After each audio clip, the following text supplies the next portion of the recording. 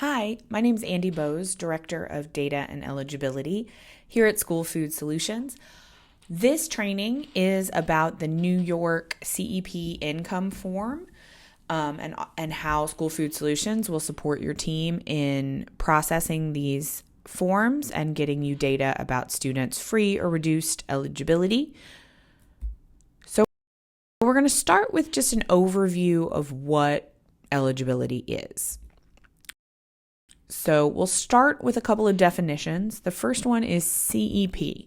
Your school participates in a program called Community Eligibility Provision, also known as CEP, and it's a provision of the National School Lunch Program that's available for schools that have at least 25% of their students directly certified for free lunch benefits. Under the community eligibility provision, all students can eat one breakfast and one lunch for free daily, regardless of household income. And the goal of CEP is to increase student participation and reduce administrative burdens by simplifying the traditional procedures for meal eligibility and meal counting. So you don't need to collect or verify the longer free and reduced lunch application, and you don't need to record meals served by each individual student's eligibility status. Schools instead can use a simpler household income form to collect socioeconomic data on families to qualify for other sources of funding. So this form is to determine eligibility for other state and federal programs that the children might qualify and for your free and reduced numbers that might qualify your school for certain benefits. How can a student qualify as free or reduced based on an income form? Basically, they need to report a household income below 185% of the federal poverty line. So the charts on the right here show you those numbers for this school year. It's based on the number of folks in the household and the total annual income before any deductions or taxes. Also, a family could list if someone in the household is participating in a qualifying assistance program, such as SNAP or supplemental nutrition, or TANF, temporary assistance for needy families. They can also report a child as being in foster care. If that's confirmed by the school or agency personnel, that can also qualify them. Outside of the income form, students can be qualified as free or reduced through a process called direct certification.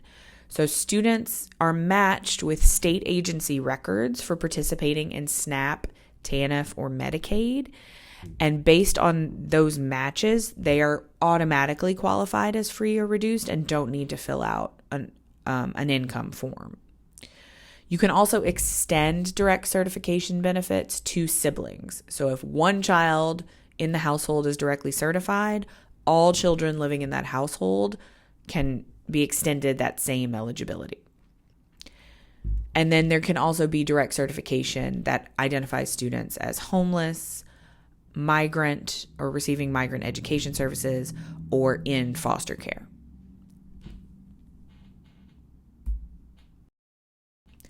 Let's talk a little bit now about the actual income form itself and the processing procedures.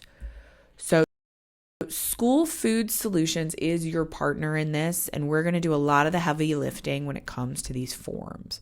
So we will provide this training here for any staff who will be managing the forms at your school. We will create and share a compliant form packet for your school for each year. We'll ensure that your school's point of sale system is configured and rostered and ready to have these forms processed. We will process the forms as you send them to us to determine each student's individual eligibility. We'll also communicate with you about any incomplete applications with instructions on how to get them fixed. We will find direct certification matches and upload them into your school's point of sale system if possible. And we will send you status lists on a regular basis to help you keep track of which students have been directly certified or who have qualified via a form. That way you can update your student information system and any other places that need to know that free or reduced eligibility. We are also available to answer any questions from school staff or from families about completing the forms or about their eligibility. So what does your school need to do? Basically, we need you to make the income forms available to your families. So you can distribute them at back to school events or send home with students or email to families, depending on what works best for your school. We also suggest that you post a link of the form packet on your website so that families can access it at their leisure. The school also needs to determine who is responsible for collecting the forms and make sure that that person completes this training. And then you need to have a simple system to review, scan, and store the applications.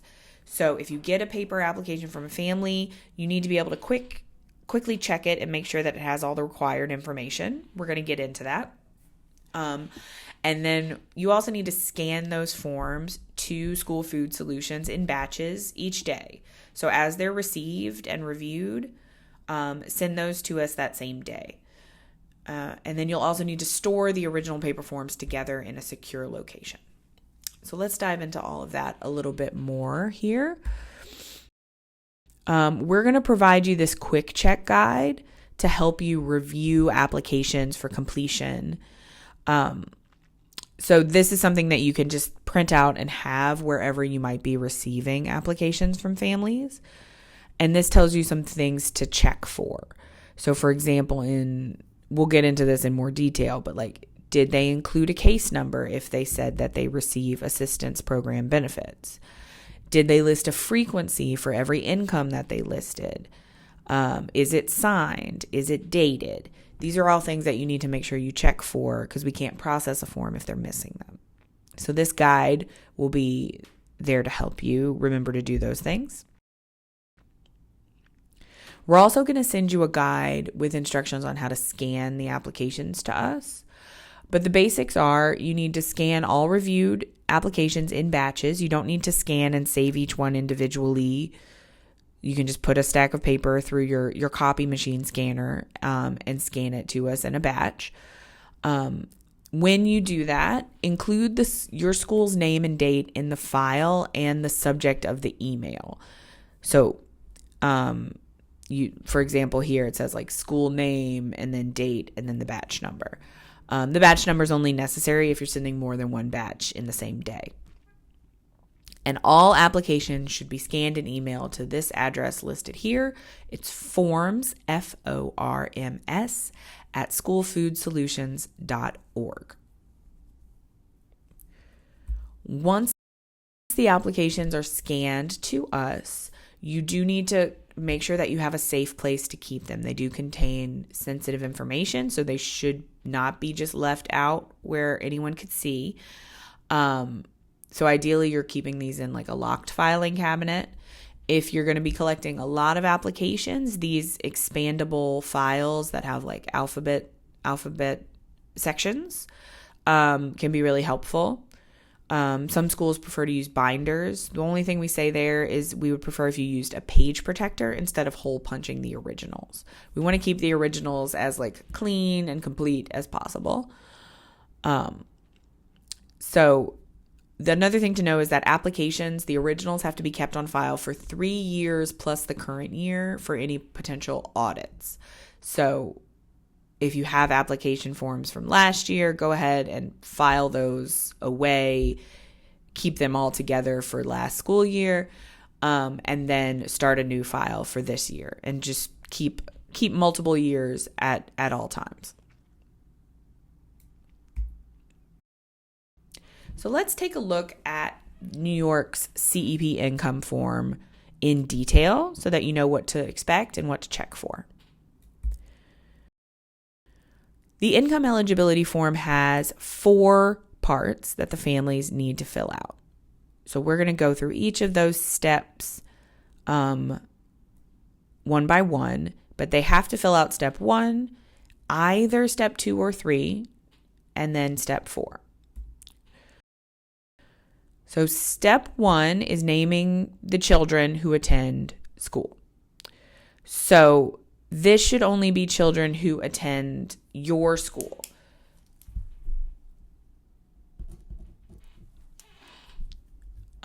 They can list first name and last name. They have to do that. They can also list the name of the school and the grade. The school name and grade are not required, but they are helpful. They have an option also to check off if the student is in foster care, and to confirm if the student has no income. So they should check those boxes if they apply. Step 2 is where the family can list if they participate in an assistance program like SNAP or TANF. If they do, they need to list the name of the person who receives those benefits and a case number. So if anybody in the household does, they just need to write one person's name and one person's case number. The case number should be 8 or 9 digits. Sometimes it's a mix of letters and numbers, but one thing that it cannot be is the 16-digit debit card number. If a family fills out step 2 completely, you can kind of ignore step 3 if they wrote anything there. They could just proceed to step 4.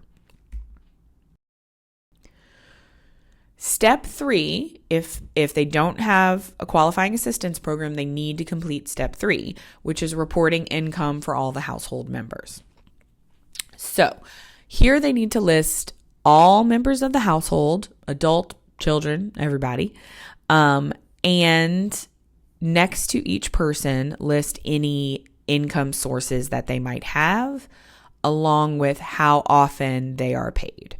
So there's a line with a dollar sign next to it. That's where they write the amount of money, let's say $500, and then a slash, and then how often would go after that. So say per week. So it should say 500 week, next to a person's name if they earn that from work. They can also break out income by child support or alimony or pensions or other income or Social Security. And then all the way to the right, there's a checkbox to say no income. So if one of the household members does not have a source of income, they need to check that box to confirm that they do not have a source of income.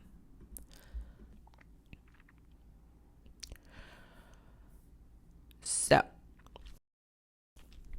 after they fill out the income, an adult member, the person filling out the form, needs to sign and date the form. So they need to put a clear signature and a current date. It shouldn't be a date of birth or anything like that. There's also space to write contact info. That's great to have, but not required. But it does need a signature and a date, and it has to be signed by one of the adults that was listed in step 3 as a member of the household.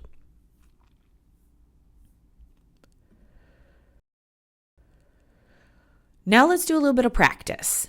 So we're going to look at some completed forms and I want to see if you can spot the issues.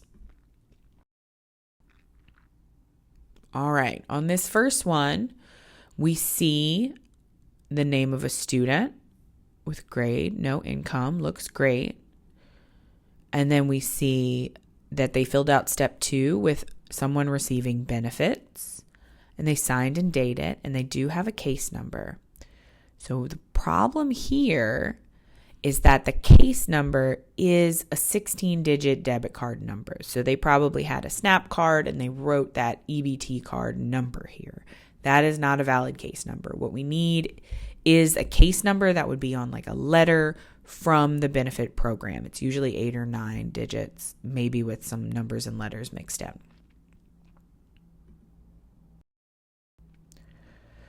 If you call that family and you get a correction on that, all you got to do is scratch through the incorrect case number, write in the correct one, and then just put your initials and the date that you received that correct information. Then you can scan the corrected form to us at that point.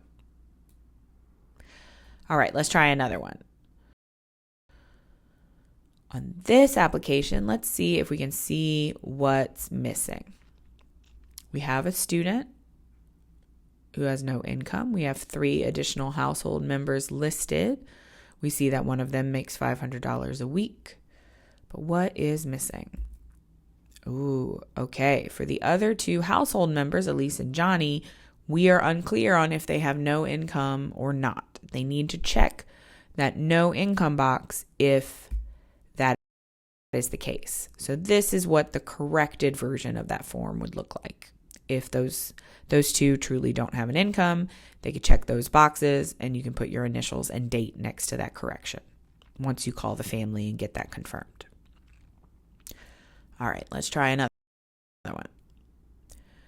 All right, so on this one, again, we're not dealing with a case number. We have a student and we have some income information for multiple people. Looks pretty good. Let's see what the issue is. Oh, they forgot to sign and date it. We cannot process it unless it is signed and dated. This is one instance where someone will actually have to come in and fill out the original form. You can't sign on behalf of the family. So they would actually come in and sign themselves and put a date on it. And then you could scan it to us.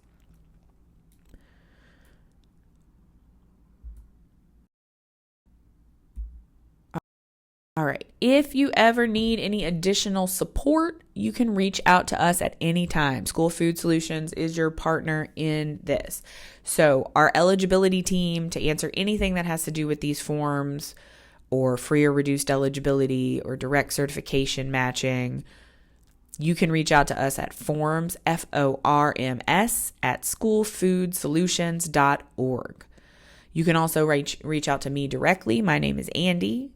I'm the Director of Data and Eligibility, so it's ANDEE at schoolfoodsolutions.com, or you can reach out to the New York Client Manager, Kaylee, Kaylee, at schoolfoodsolutions.org. We are here to help you if you need anything at all. Thank you so much.